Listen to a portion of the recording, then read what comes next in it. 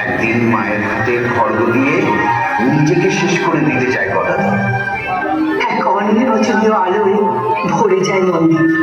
এক স্বর্গীয় জ্যোতিতে জ্বলছে যায় গদাধর, সামনে দাঁড়িয়ে জগৎ জননী মা।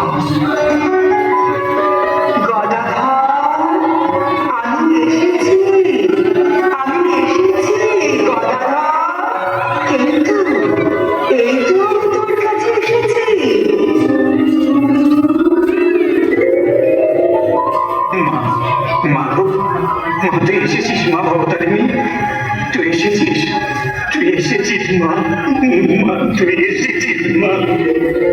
সমাধি হয় গদাধরের। দক্ষিণেশ্বরের মন্দিরে শুরু হয় মা ও ছেলে এক অপূর্ব দিব্যলীলা। তোতাপুরীর হাত ধরে গদাধর গেলেন দক্ষিণেশ্বরের পঞ্চবটী বনে। শুরু হলো সাধনা। মা কালী তাকে পরীক্ষা করার জন্য শুরু করলেন নানা রকমের ছলনা।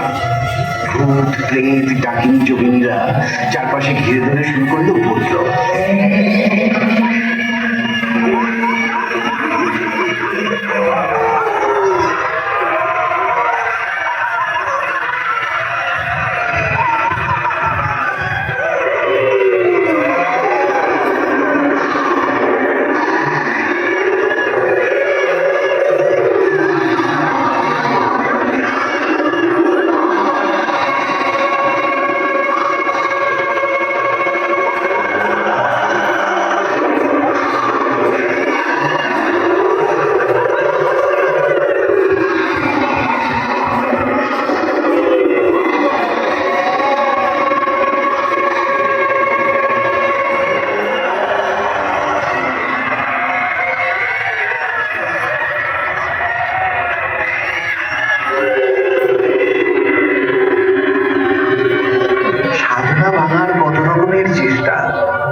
মা ভবতারিণীকে স্মরণ করলেন গদাধর।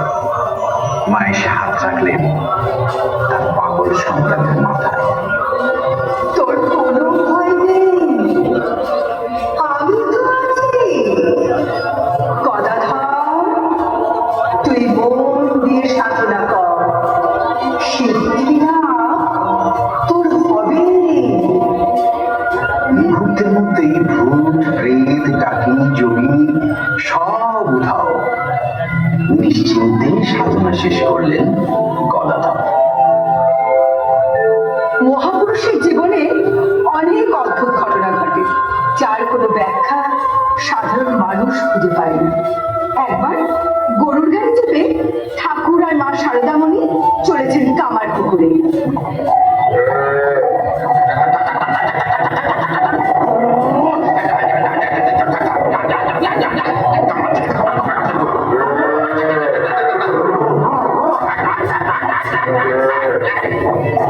গাড়োয়ানের হ্যাট শব্দে দুলে দুলে যাচ্ছে গরুর গাড়ি। রেল লাইন পেরোতে গিয়ে হঠাৎ গরুর গাড়ির চাকা গেল সেই রেল লাইনে আটকে। চিন্তিত হয়ে পড়লেন মা। ঠিক সেই সময় দূরে শোনা গেল ট্রেনের আওয়াজ। লাইনে গাড়ি আসছে। মা সারদা ভয় পেয়ে ঠাকুরকে প্রশ্ন করেন, কি হবে গো, এই রেলগাড়িতে এসে পড়লো, গরুটাও যে গাড়ির সঙ্গে লাইনে আটকে পড়েছে। ঠাকুর শুধু হাসছেন। ভয়ের চোটে গাড়োয়ান গাড়ি ফেলে দৌড়চ্ছে আর চিৎকার করছে, ঠাকুর, মাকে নিয়ে গাড়ি থেকে নেমে আসো। অবিচল ঠাকুর শুধু দুহাত তুলে জয় মা, জয় মা, মা, মা গো ভবতারিণী, তুই কোথায় মা, তুই কোথায় মা? এই তো আমি এখানে। তুই বিপদে পড়েছিস, আমাকে ডাকছিস, আমি কি না এসে পারি?